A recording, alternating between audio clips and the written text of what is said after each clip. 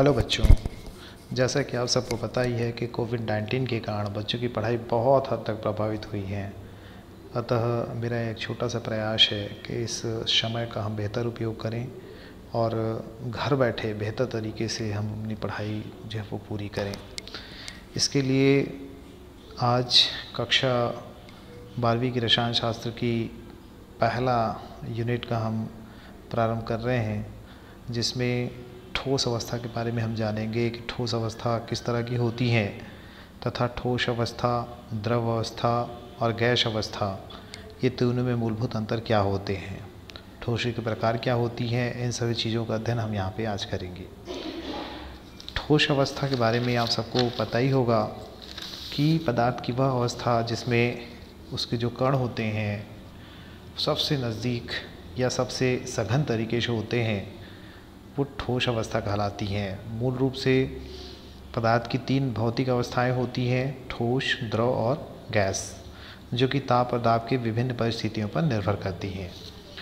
हम ये समझने की कोशिश करेंगे कि ठोस अवस्था, गैस अवस्था और द्रव अवस्था में मूलभूत क्या अंतर होते हैं। जैसा कि आप सब जानते हैं, द्रव और गैस के अणु ठोस की अपेक्षा ज़्यादा स्वतंत्र होते हैं। अतः इसी कारण से द्रव और गैस को तरल भी कहे जाते हैं। आप लोग ये भी जानते होंगे कि ठोस के अवयवी कण, अणु, परमाणु या आयन होते हैं, जिनके बीच जो अंतराकर्षण आकर्षण बल होती हैं वो काफ़ी हद तक काफ़ी ज़्यादा होती हैं, जिसके कारण से उसके जो कंपन होती हैं कणों की वो बहुत कम होती हैं। और यही कारण है कि किसी भी ठोस की पहचान के मुख्य बिंदु उसकी असंपीड्यता, दृढ़ता और उच्च यांत्रिक सामर्थ्य को मानी जाती है। आप ये भी जानते हैं कि एक कण जो होती हैं वह निश्चित रूप से बहुत सारे कणों से अन्योन्य क्रिया बल के द्वारा या आकर्षण बल के द्वारा जुड़े होते हैं, जिसके कारण एक ठोस के निश्चित आकार, द्रव्यमान एवं आयतन पाई जाती है। आप देखेंगे जिस तरह से यहाँ पे हमने पदार्थ की 3 अवस्थाओं के बारे में यहाँ पे देखा है कि जिस तरह से ठोस अवस्था होती है, उस ठोस अवस्था में आप देख रहे हैं कण एक निश्चित दूरी पे हैं और एक रिजिड तरीके से वो एक दूसरे से जुड़े हुए हैं। और यही कारण है कि इसमें संपीड्यता का जो गुण होता है वो निश्चित रूप से नहीं पाई जाती हैं, ये असंपीड्य होते हैं। जबकि आप यहाँ पे देख रहे हैं जो लिक्विड हैं या जो द्रव होती हैं, उसमें जो कण होते हैं उसमें इस तरह की व्यवस्था नहीं होती है। वह तरल रूप में बहने के गुण रखता है और इस कारण से अगर आप देखेंगे यहाँ पे तरल जो है वो ठोस से निश्चित रूप से 2 कणों के बीच की दूरियों के मामले में भी काफ़ी अंतर रखता है। इसी तरह से अगर हम बात करें गैसीय अवस्था की, तो गैस के अणु काफ़ी दूर दूर होते हैं और दूर दूर होने के कारण उसके बीच जो अंतराकर्षण बल होती हैं वो काफ़ी न्यून होती हैं। और यही कारण है कि ठोस अवस्था अन्य दोनों अवस्थाओं से बहुत ज़्यादा भिन्न होती हैं। यहाँ पर कुछ ठोस की परिभाषाएं दी हुई हैं जिन्हें आप देख सकते हैं, जिसमें पहली परिभाषा जो है वो लिखा गया है कि प्रत्येक ठोस अपने अवयवी कणों से मिलकर बना होता है तथा यह अवयवी कण अणु, परमाणु या आयन होते हैं।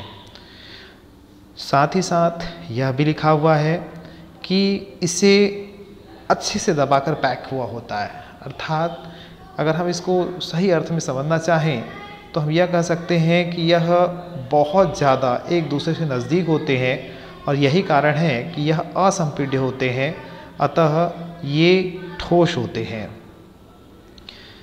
आप ये भी जानते हैं कि ठोस के अवयवी कणों के बीच रिक्त स्थान कम होती है और यही कारण है कि इनका आयतन भी निश्चित होता है। इनका घनत्व गैस तथा द्रव की तुलना में सामान्य रूप से अधिक होती है और यही कारण है कि हम पाते हैं कि एक ठोस जो है वो ज़्यादा घनत्व वाले भी होते हैं। इसका गलनांक अधिक होते हैं। ये माध्य स्थिति के सापेक्ष दोलन करते हैं। कहने का मतलब ये है कि चूँकि हमेशा एक ठोस में 2 कणों के बीच की दूरी न्यूनतम होती है, इस कारण से हमेशा एक कण जो है वो अपने सापेक्ष माध्यम पर ही दोलन करते हैं या माध्य स्थिति में ही दोलन करते हैं। अब अगर हम बात करें कि इनके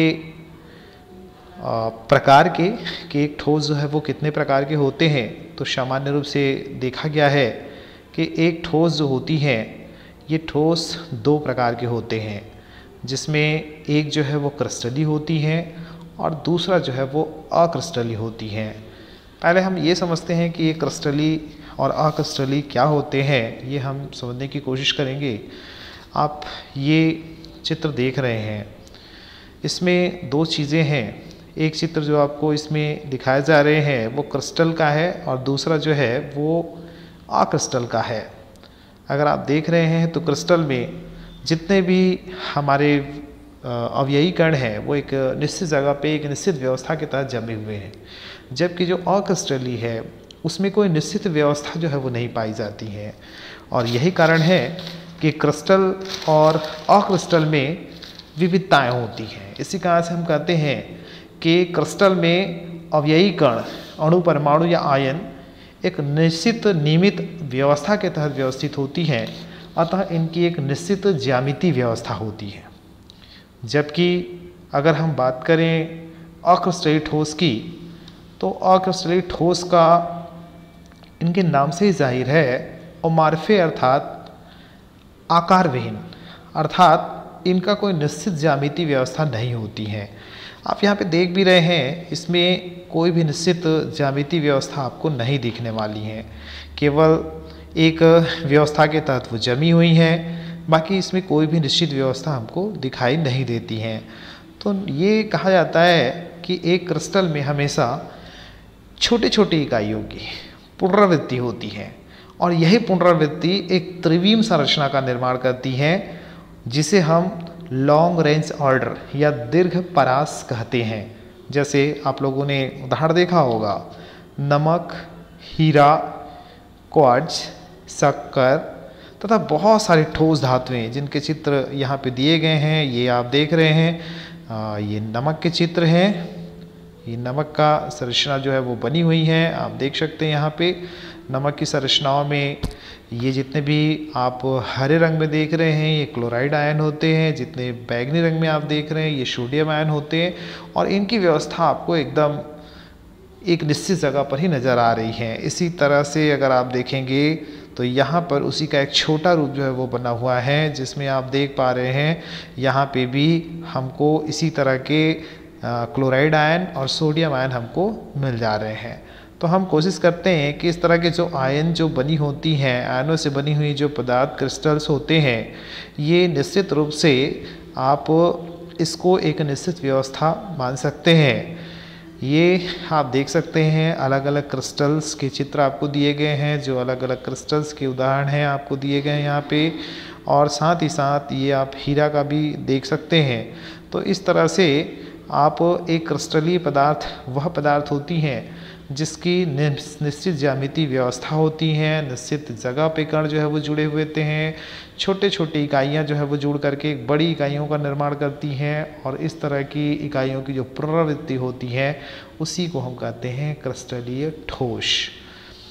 अक्रिस्टलीय ठोस के बारे में भी हम यह कह सकते हैं कि इसमें अवयवी कणों की व्यवस्था जो है वो निश्चित नहीं होती है।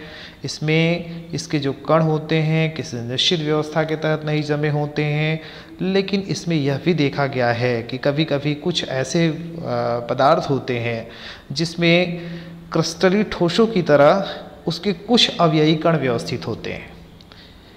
ऐसे पदार्थ को क्रिस्टलेट्स कहते हैं, अर्थात इसे अगर हम कहें तो इसमें छद्म ठोस भी कहा जाता है।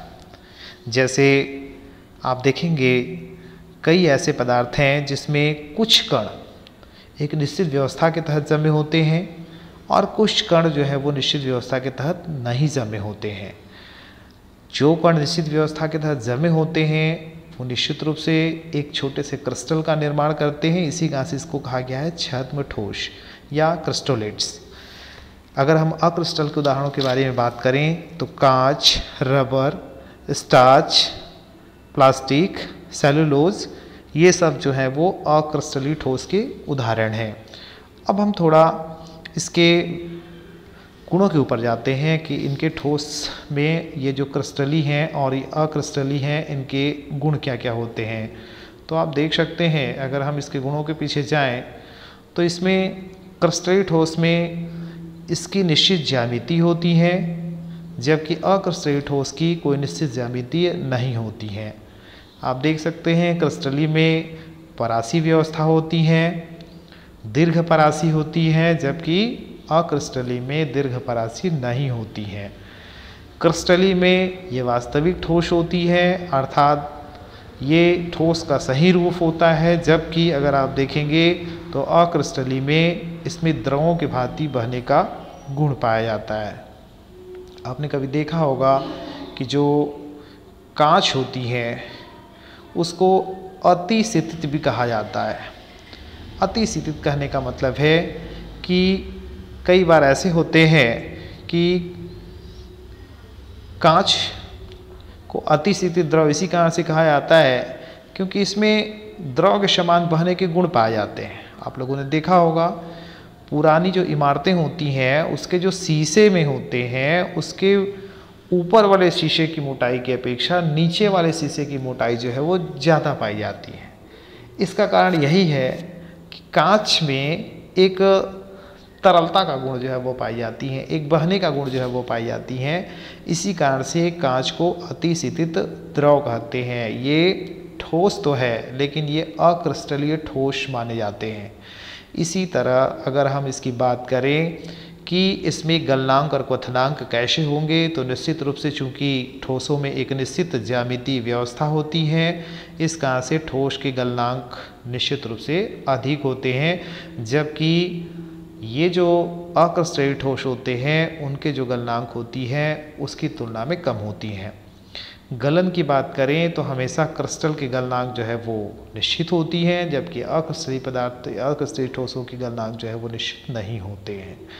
विदलन, अगर हम विदलन की बात करें और ये बात करें कि अगर हम तेज़ धार वाले किसी हथियार से अगर हम क्रिस्टलीय पदार्थ को काटते हैं तो वो किस तरह से विभक्त होगा, तो क्रिस्टलीय पदार्थ जो है वो हमेशा सपाट या चिकनी सतह वाले दो भागों में विभाजित हो जाती हैं, जबकि अक्रिस्टलीय ठोस में ऐसा नहीं होता है। हमेशा एक गुण जो परीक्षा में सबसे ज़्यादा पूछे आते हैं दैशिकता का। आप लोग देखेंगे दैशिकता में हम मानते हैं कि जो क्रिस्टलीय पदार्थ होते हैं वो विषम दैशिक होते हैं। विषम दैशिक का मतलब होता है कि उसके जो गुण होते हैं वो गुण सभी दिशाओं में एक समान नहीं होते हैं, जबकि समदैशिक का मतलब होता है कि उस पदार्थ के गुण सभी दिशाओं में एक समान होती हैं। अगर हम बात करें क्रिस्टल की तो क्रिस्टल हमेशा विषमदैशिक होते हैं, क्योंकि क्रिस्टल में जो क्रिस्टल होते हैं उस क्रिस्टल में ये देखा गया है कि ठोसों के जो भौतिक गुण हैं जैसे अपवर्तनांक, विद्युत व ऊष्मा की चालकता, यांत्रिक सामर्थ्य आदि के जो मान हैं वो सभी दिशाओं में ज्ञात करने पर अलग अलग प्राप्त होते हैं। अतः वह अदैशिक गुण कहलाते हैं और इसी गुण को विषम दैशिकता कहते हैं। जबकि यही गुण को जब हम अक्रिस्टलीय पदार्थों पे लेते हैं तो उसमें सभी दिशाओं में हमको उनके गुण जो है वो सही सही या एक समान जो है वो प्राप्त होते हैं, और इसी कारण से इसको समदैशिकता ठोस भी कहते हैं। तो इस तरह से ये ठोस दो भागों में होती हैं, एक होती है क्रिस्टली, एक होती है अक्रिस्टली। क्रिस्टली के अपने अलग गुण होते हैं, उनके गुण जो है वो निश्चित रूप से अक्रिस्टल के गुणों से भिन्न होती हैं, जिसमें आपने बहुत सारे गुणों को देखा कि किस तरह से एक दूसरे से अलग अलग होती हैं। अक्रिस्टल में बहुत सारे आपके पदार्थों के नाम आ जाते हैं, जिनमें से कांच, rubber, starch, plastic and cellulose. अगर हम सही माने तो ये सारे पदार्थ जो है वो एक बहुलक की श्रेणी में आते हैं, और इस कारण से ये एक अच्छा सारे के सारे एक बहुलक ही होते हैं। आपने देखा भी है कि रबर दो तरह के होते हैं, एक प्राकृतिक और एक कृत्रिम, लेकिन बनाने के तरीके वही हैं, इसका बहुलकीकरण के द्वारा इनका निर्माण जो है वो किए जाते हैं। तो इस तरह से ये ठोस दो भागों में विभक्त होती हैं, एक क्रिस्टल, दूसरा अक्रिस्टल।